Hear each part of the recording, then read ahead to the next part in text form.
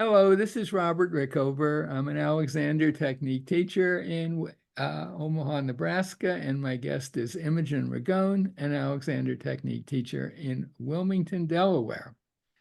And this is going to be a very short conversation, and it's a little bit about constructive rest, which is something that is a pretty important part of the Alexander technique. There are different versions of it, but typically you're lying on your back on a firmish surface, could be a yoga mat, whatever.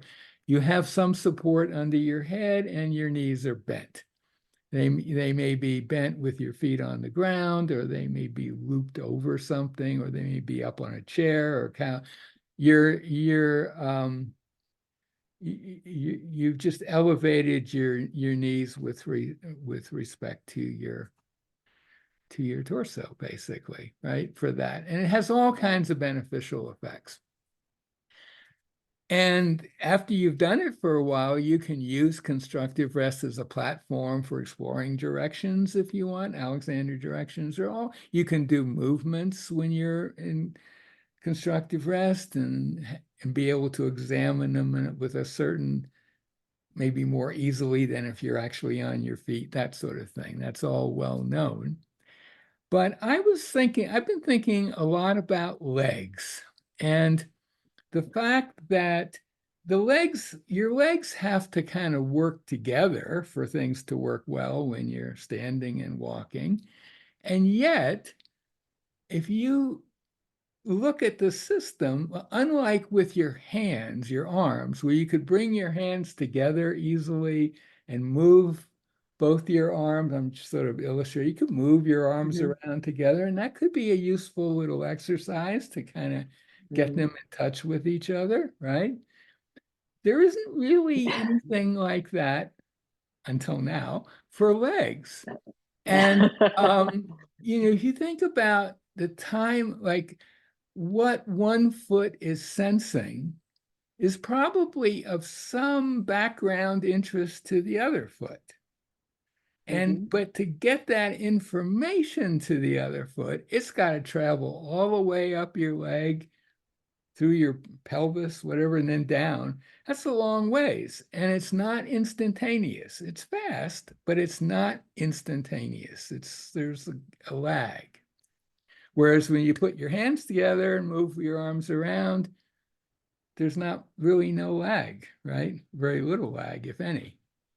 Just so. So one okay. solution I came up I'm just with, wondering where you're going with we're going. it. I started experimenting with using those kind of small exercise balls. They're usually somewhat soft. They have some give. They're usually, I don't know, about half a foot or so in diameter, kind Mhm, of. People recommend them for all kinds of things. Some people like to lie on the balls. I mean, there are all kinds of potential uses for them. mhm, But a potential use I've discovered is if you're in constructive rest, you place the ball between your knees and you could experiment with one knee pushing towards the other pushing back. Maybe they're pushing together. You're kind of connecting the lower parts of your legs together in a way that they would not normally be. And I've been playing around a lot with that, and it's kind of fun to explore. And I'm just putting it out there as maybe a useful add-on to constructive rest. I wouldn't do it when you're first doing constructive rest, but after mhm, you've done it, mhm, you're comfortable with it. Get a ball like that. Be nice if it had some give, but if you only had like a tennis ball, that would be okay too. You're just putting pressure on different sides, maybe together. You're kind of getting your legs to do things together. You can bring both legs off to one side, for mhm, example, or up towards you with that connection.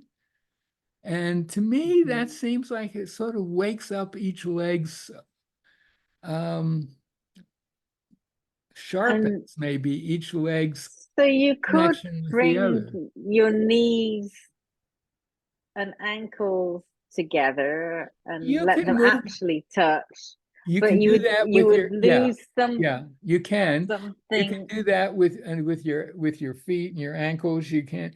I think it's a lot better if there's something between your knees, though. You Well, get, you maintain a little bit of, so you're not having to squeeze together. Um, well, and I one think thing, with the ball or something between, it would be a little nicer on your hips and your thighs and it may be just the thing to strengthen your adductors a little, but um, the I've sort of, the idea is that you're sort of getting, it becomes very easy with the ball between your knees to move, to rotate both legs together. move them in.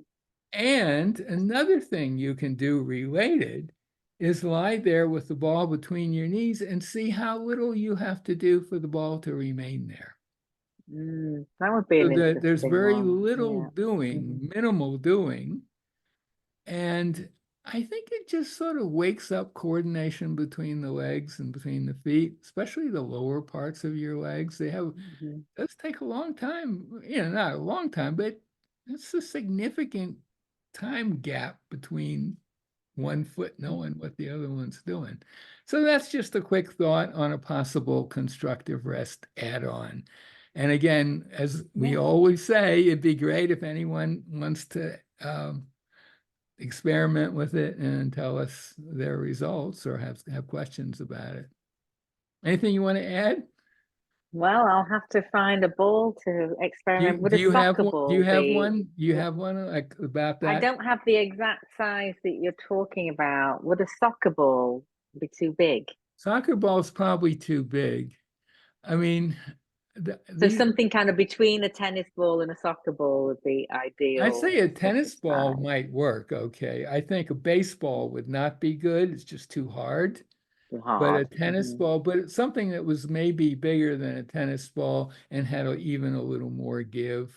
There Yeah. are balls that are I specific. know what you mean. I just don't Yeah, have any of those. Yeah. yeah. Yeah. All So right. Well, that was a surprise. I want to keep you on your toes. All right. All right. Anything else you want to say? No, just the constructive rest is a great place to play with anything like that when you're keeping your back and your head supported, and then you can play with movement with Oh, your the arms and legs. opportunities are So, really unlimited with yeah, constructive rest. Once I tell my students just do it for a week or two and don't just lie there and don't try to don't do worry about anything it. special. But once you become comfortable doing it, there's just a zillion things you can do, experiment with in that position.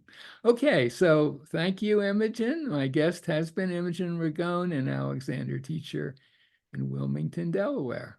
Thank you. Thanks, Robert.